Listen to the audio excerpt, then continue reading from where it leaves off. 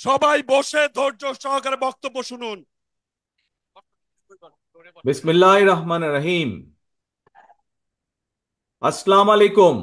প্রিয় বাংলাদেশ, আজ কারামুক্ত পুরো বাংলাদেশটাকেই বিগত 15 বছর ধরে বন্দি করে ফেলা হয়েছিল। আয়নাঘর মুক্ত আজ আমাদের প্রিয় বাংলাদেশ। বিরোধী মতের মানুষকে আয়নাঘরে আটকে রাখা হতো, আজ উন্মুক্ত হয়েছে গণতন্ত্রের দ্বার। আজ মুক্ত, স্বাধীন প্রিয় বাংলাদেশ। প্রিয় বাংলাদেশের সাহসী ছাত্র জনতাকে বিরচিত অভিনন্দন। প্রিয় দেশবাসী, আপনাদের ঐক্যবদ্ধ আন্দোলনে গণহত্যাকারী হাসিনা দেশ ছেড়ে পালিয়েছে। প্রমাণ হয়েছে আবারও মুক্তিযুদ্ধের বাংলাদেশ কখনো পরাজয় মানে না, মানতে পারে না এবং মানবে না। বাংলাদেশের পক্ষের শক্তি ঐক্যবদ্ধ থাকলে কোনো অপশক্তি বাংলাদেশকে দমিয়ে রাখতে পারবে না, ইনশাল্লাহ। 1971 এর মুক্তিযুদ্ধ আর 2024-এর মুক্তিযুদ্ধ, উভয় মুক্তিযুদ্ধেই জনগণের বার্তা একটি। কি সেটি? সেই বার্তা হলো, শর্ত দিয়ে স্বাধীনতা হয় না। স্বাধীনতা প্রিয় জনগণ, স্বাধীনতা অর্জন কিংবা স্বাধীনতা রক্ষায় কোনো শর্ত মানে না, মানতে রাজি না। গণহত্যাকারী স্বৈরাচারী হাসিনা পালিয়ে যাবার পরে বাংলাদেশ থেকে, প্রিয় বাংলাদেশ থেকে আমি যত মানুষের সাথে কথা বলেছি, প্রতিটি মানুষ অনুভূতি প্রকাশের প্রথম উচ্চারণ ছিল, বাংলাদেশ স্বাধীন হয়েছে। স্বাধীন বাংলাদেশ থেকে বলছি। দেশ এবং জনগণকে স্বাধীন করতে গিয়ে চোখে মুখে বুকে গুলি আলিঙ্গন করা আবু সাইদ কিংবা মুগ্ধের মতন হাজারো ছাত্র ছাত্রী, তরুণ তরুণীকে প্রাণ বিসর্জন দিতে হয়েছে। আহত হয়েছেন অসংখ্য, অগণিত মানুষ। এর ভিতরে ছাত্র ছাত্রী রয়েছেন, এর ভিতরে রয়েছেন সাধারণ মানুষ, গৃহিণী, এর ভিতরে রয়েছেন রাজনৈতিক নেতা কর্মী বৃন্দ। গণতন্ত্রের বিজয়ের ইতিহাসের এই মানুষগুলোর স্মরণীয় হয়ে থাকবেন। ছাত্র জনতার এই বিপ্লবে দেশের সকল শ্রেণী পেশার মানুষ সেদিন রাজপথে নেমে এসেছিলেন। গণতন্ত্রের পক্ষের রাজনৈতিক দলের নেতাকর্মীদের পাশাপাশি একজন মা যেমন তার সন্তানকে কোলে নিয়ে সেদিন রাজপথে সামিল হয়েছিলেন, একইভাবে শিক্ষক, সাংবাদিক, বুদ্ধিজীবী, সাংস্কৃতিক কর্মী, শ্রমিক সহ সকল শ্রেণী পেশার মানুষ সেদিন রাজপথে নেমে এসেছিলেন। 52, 71 কিংবা 90-এর মতন দেশের ছাত্র সমাজ বিজয়ের নতুন আরেকটি অমর ইতিহাস রচনা করেছেন। ছাত্র জনতার ঐক্যবদ্ধ বিপ্লবের মধ্যে দিয়ে 2024 সালের 5ই আগস্ট বাংলাদেশ দেখেছে আরেকটি বিজয়।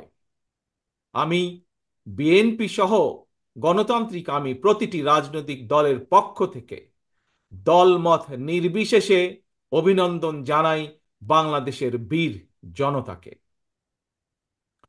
প্রিয় দেশবাসী, হাজারো শহীদের রক্তের বিনিময়ে অর্জিত স্বাধীনতার গৌরবকে কালেমুক্ত করার ষড়যন্ত্র এরই ভিতরে আবার শুরু হয়ে গিয়েছে। দেশকে গণতন্ত্রের উত্তরণের চলমান প্রক্রিয়াকে বাধাগ্রস্ত করতে সারা দেশে অস্থিতিশীল পরিবেশ সৃষ্টির ষড়যন্ত্র স্পষ্ট হয়ে উঠছে। প্রশাসনের প্রতি আহ্বান, শক্ত হাতে আইন শৃঙ্খলা নিয়ন্ত্রণ করুন, প্রতিটি মানুষের নিরাপত্তা নিশ্চিত করুন। ধর্ম, বর্ণ পরিচয়ের কারণে কেউ যেন নিরাপত্তাহীনতায় না থাকে, সবার আগে সেটি নিশ্চিত করতে হবে। দেশের বর্তমান পরিস্থিতিতে বিএনপি সহ বাংলাদেশের গণতন্ত্রের পক্ষের দলগুলোর দৃষ্টি আকর্ষণ করে বলতে চাই, ষড়যন্ত্রকারীদের এই নৈরাজ্যের কাছে আমরা হার মানতে পারি না। আমি বিশেষ করে এই মুহূর্তে দেশের সবচেয়ে বড় এবং জনপ্রিয় রাজনৈতিক দল হিসাবে সারা দেশে বিএনপির সর্বস্তরের নেতাকর্মীর প্রতি আহ্বান রেখে বলতে চাই, আপনারা যিনি যেখানে বসবাস করেন সেখানে আপনার বন্ধু কিংবা পাড়া প্রতিবেশী, তিনি মুসলমান, বৌদ্ধ, হিন্দু, খ্রিস্টান, ধর্মীয় পরিচয় যাই হোক না কেন, বিশ্বাস যাই হোক না কেন, তার নিরাপত্তায় আপনি ঢাল হিসাবে দাঁড়িয়ে দৃষ্টান্ত স্থাপন করুন। আমাদেরকে মনে রাখতে হবে, বাংলাদেশে ভূখণ্ডে বসবাসকারী প্রত্যেকটি মানুষের একটি পরিচয়, সেটি হচ্ছে আমরা বাংলাদেশী। প্রিয় ভাই বোনেরা, আরেকটি বিষয়ের প্রতি আপনাদের দৃষ্টি আকর্ষণ করে কথা বলতে চাই। একটি সভ্য এবং গণতান্ত্রিক রাষ্ট্রে পুলিশ অপরিহার্য। পুলিশ জনগণের শত্রু নয়। গণহত্যাকারী হাসিনা বিনা ভোটে ক্ষমতায় থাকার জন্য আইন শৃঙ্খলা বাহিনীকে জনগণের শত্রু হিসাবে দাঁড় করিয়েছে। তবে আমি বিশ্বাস করি, বিএনপি বিশ্বাস করে, বাংলাদেশের গণতান্ত্রিক রাজনৈতিক দলগুলো প্রত্যেকে বিশ্বাস করে, পুলিশের ভেতরে একটি চক্র ছাড়া অধিকাংশ পুলিশ কর্মকর্তা এবং সদস্য চাকরিবিধি মেনেই, দেশের আইন কানুন মেনেই দায়িত্ব পালনের চেষ্টা করছেন। হাসিনার পালনের পরে বর্তমানে খুব সুকৌশলে একটি চক্র পুলিশের মনোবল ভেঙে দেওয়ার ষড়যন্ত্রে লিপ্ত হয়েছে। পুলিশকে অকার্যকর করে দেওয়া গেলে দেশকে অস্থিতিশীল করা সহজ। ধর্মীয় সংখ্যালঘু জনগোষ্ঠীর মনে নিরাপত্তাহীনতা সৃষ্টি করা সহজ। অস্থিতিশীলকারীদের আমি হুঁশিয়ার করে দিয়ে বলতে চাই, পুলিশ কিংবা ধর্মীয় সংখ্যালঘু জনগোষ্ঠী আজ থেকে, এই মুহূর্ত থেকে হামলা কিংবা নৈরাজ্য বন্ধ করুন। এমনকি কেউ বিএনপির নাম ব্যবহার করে কোনো অপকর্ম করতে চাইলে তাকে ধরে আইনে হাতে তুলে দিন।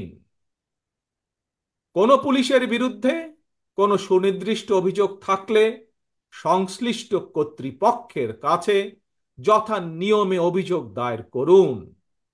দেশবাসীর প্রতি আমার বিনীত আহ্বান, কেউ দয়া করে নিজের হাতে আইন তুলে নেবেন না। প্রতিহিংসা, প্রতিশোধে লিপ্ত হবেন না দয়া করে। বিচারের ভার নিজ হাতে দয়া করে তুলে নেবেন না। কেবল দৃষ্টান্ত অনুসরণ নয়, নিজেই দায়িত্বশীলতা এবং মানবাধিকার দৃষ্টান্ত স্থাপন করুন।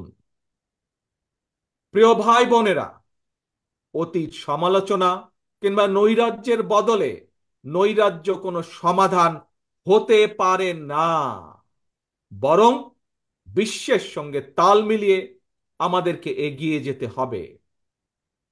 শাসন প্রশাসনকে সময়োপযোগী করে গড়ে তোলা এখন সবচাইতে গুরুত্বপূর্ণ সময়ের দাবি। জ্ঞানভিত্তিক রাষ্ট্র সমাজ নির্মাণের লক্ষ্যে নিয়োগ কিংবা প্রমোশনে মেধার সর্বোচ্চ অগ্রাধিকার থাকতে হবে। দেশকে আমদানি নির্ভর কিংবা বৈদেশিক নির্ভরতা থেকে বের করে আনতে হবে আমাদেরকে। দেশীয় উৎপাদন এবং উৎপাদনের প্রযুক্তিগত নির্ভরতা বাড়াতে হবে। দেশে কর্মসংস্থান তৈরি করে বেকার সমস্যার সমাধান দ্রুতই চেষ্টা করতে হবে সমাধান করার জন্য। গার্মেন্টস, শ্রম, ঔষধ, আউটসোর্সিং সহ সম্ভাবনায় খাতগুলোকে নিয়ে রফতানির বাজারের আওতা আমাদেরকে যে কোনো মূল্যে বাড়াতে হবে। প্রযুক্তি নির্ভর এবং কর্মমুখী শিক্ষা ব্যবস্থা চালু করে দেশে বিদেশে শ্রমবাজারের প্রতিযোগিতায় টিকে থাকার মতো দক্ষ এবং মেধাবী প্রজন্ম গড়ে তুলতে হবে। স্বাস্থ্য চিকিৎসা ব্যবস্থাকে আধুনিক এবং বাস্তবসম্মত করার লক্ষ্যে প্রাথমিক স্বাস্থ্য সুরক্ষা নীতির উপরে অবশ্যই অবশ্যই গুরুত্ব দিতে হবে। সবার জন্য সুবিচার নিশ্চিত করতে আইনের শাসন নিশ্চিত করা অবশ্যই অবশ্যই প্রয়োজন এবং নিশ্চিত করা হবে। প্রিয় ভাই বোনেরা, দেশে কিংবা প্রবাসে এমন অনেক বাংলাদেশী রয়েছেন যারা জ্ঞানে বিজ্ঞানে অভিজ্ঞতায় সমৃদ্ধ। প্রচলিত রাজনৈতিক ব্যবস্থায় বিজ্ঞদের এরকম অনেকেই সংশ্লিষ্ট হতে চান না। সুতরাং এইসব গুণী মানুষদেরকে রাষ্ট্র পরিচালনায় ও নীতি প্রণয়নে অন্তর্ভুক্ত করতে জাতীয় সংসদে উচ্চকক্ষ চালু করার প্রস্তাব বাংলাদেশ জাতীয়তাবাদী দল রেখেছে। এরই ভিতরে রাজনৈতিক এবং রাষ্ট্র পরিচালনায় গুণগত পরিবর্তন আনতে না পারলে আমাদের আজকের এই বিপ্লব কাঙ্ক্ষিত ফল মিলবে না। প্রিয় ভাই বোনেরা, 12.5 ভোটারের অধিকার কেড়ে নিয়েছিল স্বৈরাচার। গত 15-16 বছর ধরে জনগণের উপরে স্বৈরা শাসন চাপিয়ে দিয়েছিল। স্বৈরাচার গণহত্যাকারী হাসিনার পতনের মধ্যে দিয়ে হাজারো শহীদের রক্ত রঞ্জিত বিপ্লবের প্রথম ধাপ সফল হয়েছে মাত্র। ছাত্র জনতার এই রক্ত ঝরা বিপ্লবের চূড়ান্ত লক্ষ্য একটি বৈষম্যহীন গণতান্ত্রিক বাংলাদেশ। তাই বিপ্লবের লক্ষ্য বাস্তবায়নে দ্রুততম সময়ের মধ্যে জাতীয় নির্বাচন অনুষ্ঠান করতে হবে। দ্রুততম সময়ের মধ্যে জনগণের ভোটে নির্বাচিত প্রতিনিধিদের কাছে ক্ষমতা হস্তান্তর করতে হবে। স্বৈরাচার হাসিনা পতনের রক্ত রঞ্জিত বিপ্লবকে সার্থক এবং সফল করে আসুন নাগরিক হিসাবে আমরা আরো দায়িত্বশীল আচরণ করি। বিভেদ, বিরোধ, হিংসা, প্রতিহিংসা নয়। আসুন সবাই মিলে রাষ্ট্র এবং সমাজে মুক্তিযুদ্ধের মূল মন্ত্র সাম্য, মানবিক মর্যাদা, সামাজিক সুবিচার প্রতিষ্ঠা করার শপথ গ্রহণ করি। নতুন প্রজন্মের জন্য একটি দুর্নীতিমুক্ত এবং জবাবদিহিমূলক একটি নিরাপদ গণতান্ত্রিক বাংলাদেশ আমরা গড়ে তোলার সর্বোচ্চ চেষ্টা করি।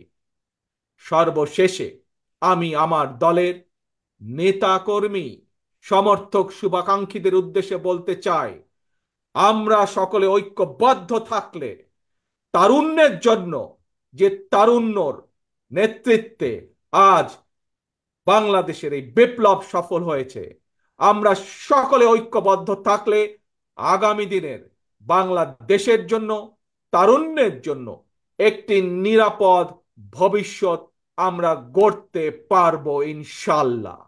সবাই যার যার এলাকায় জনগণের সঙ্গে থাকবেন, জনগণকে সঙ্গে রাখবেন, কারণ জনগণই বিএনপির সকল ক্ষমতার উৎস। আল্লাহ হাফেজ। বাংলাদেশ জিন্দাবাদ। বাংলাদেশ জাতীয়তাবাদী দল জিন্দাবাদ।